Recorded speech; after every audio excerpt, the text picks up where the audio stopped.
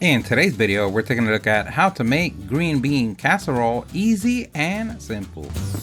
This is so easy, anyone could do. Everything that we use on the video, we're going to leave a link on the description. Don't forget to like the video and subscribe. That does help us out a lot. Thank you. So you woke up today and you noticed the holidays are coming, or you've been craving this dish for a while. Don't worry, here at the StatUpBox team, we've got your back. And the first thing that we're going to need is 2 large onions. We're going to peel them and cut them in half. And after you cried a little bit, now we're going to slice them. And you can use your favorite weapon of choice. And you can slice them as thick as you want. That's the good thing about homemade. And if you haven't noticed already, the first thing that we're gonna do is the fried onions. One slice, we're gonna place them in a bowl. And we're gonna do this because it's a lot easier and faster to flour. We're gonna add 3 tablespoons of all-purpose flour, or about 22.5 grams, and we're just gonna mix it in. Because of the liquid content on the onions, it's gonna stick together. We're gonna dust them off or place them on a rack. Meanwhile, we get our oil ready to 350 degrees Fahrenheit, or about 176.6 Celsius. And once we get our torture chamber ready, we're ready to drop in the onions in batches. And you want to do that to get the best crispiness as possible, because the last thing you want after all that work is to have soggy onions. And a pro tip, placing them in a cooling rack would also help to avoid any sogginess. Now that we're done with our onions, we're ready for the star of the show. And yes, that is you. No, I mean the green beans. No, really, you are the star of the show. So we mean the second star of the show, the green beans. And we're gonna use 1 pound, or about 453 grams, or 2 packs of 8 ounces, or 2 cans. But before we start with the green beans, we want to get our water boiling. And we basically want to use enough water to cover the green beans. And just like you heard before, salty like the sea, we're gonna add 2 tablespoons of salt, or about 34 grams. We're gonna mix that in, and now we're ready to get back to the star of the show. And you know we're talking about you. We first wash them if you like that sort of thing, like being clean and stuff. And what we're basically gonna do is cut off the ends and then cut them in half. And remember, we only do this if they were not pre-cut and snipped. Once we're done and the water's boiling, we're gonna drop them in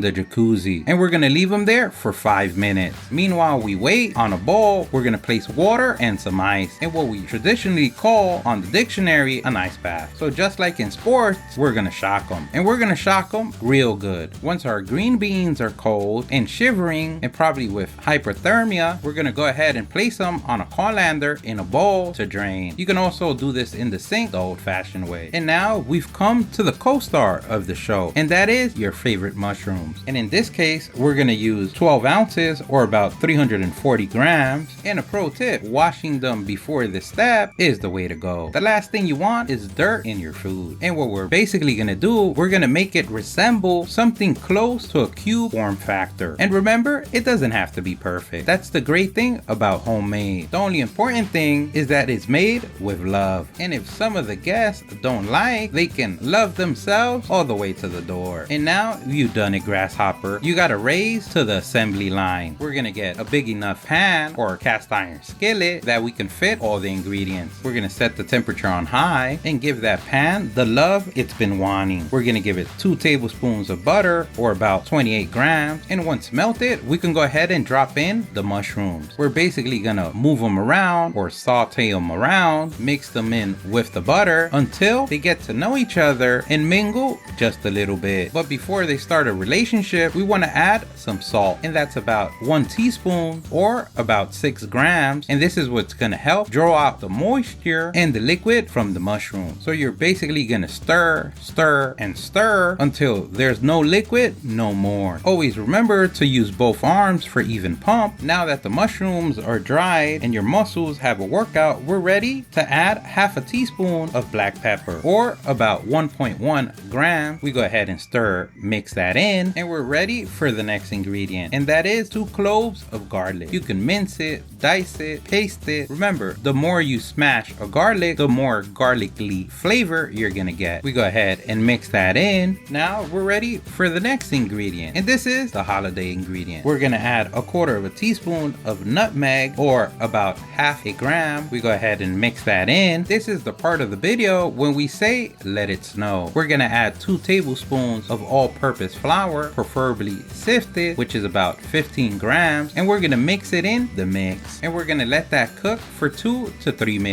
That's gonna help remove the raw flavor from the flour. Meanwhile, we wait for that, we can get our next ingredient, which is 1 cup of chicken stock, which is about 242 grams, and we're gonna throw it in our pan, move around, scrape the bottom, and make sure that all our hotel guests get to know each other real well. Once we notice it's thickened, we're ready for the next ingredient, and that is 1 cup of half and half, which is about 242 grams. You can also use milk or cream, and we're basically going to use the same technique as before. We're going to stir all around, get all our guests to mingle and get to know each other. We can bring our temperature to low, and we let them do that until we notice that the sauce has thickened once again. Once we notice it's ready, we're ready to place our green beans. We mix it in, we let them get pictures and autographs, and once we notice that everything's mixed in, we're ready for the onions. And what we like to do is place half now and mix it in,